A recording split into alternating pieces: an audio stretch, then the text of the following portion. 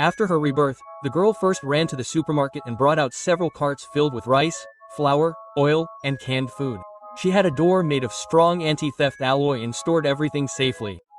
She did this because she clearly remembered that a cold wave would sweep across the earth in 3 days. In her previous life, she had risked her life in a storm to find food, and when she returned home, her lover, without thinking twice, kicked her and knocked her out. A cunning woman was with her at the time.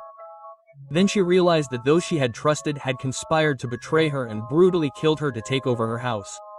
When she opened her eyes again, she realized she had been reincarnated. A week before the end of the world, she clutched the locket tightly and vowed that this time no one would be able to take anything from her. She first decided to return the shoes she had bought for her lover. But fate had a different turn, and she found them in his shop.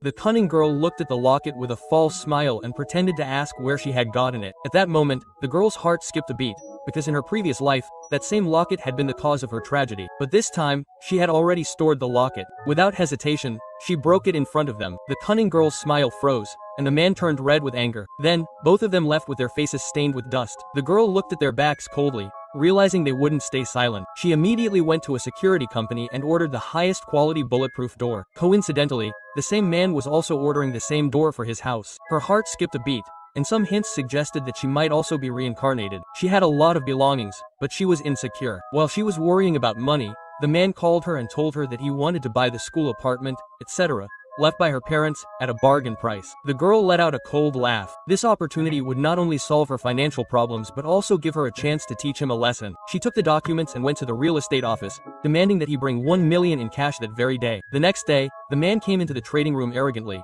thinking he had made a deal, and immediately made the transfer. The girl took the money and started shopping. First, she bought medicines, then emptied the supermarket shelves, and then bought everything from the clothing store. Then she noticed that the door to the neighbor's house, which had been empty before, was now bulletproof. Just then, the door opened, and a father emerged with his daughter. It was the same man she had seen. The cunning girl remained sweet at her birthday party, but she was trying to locate the main girl.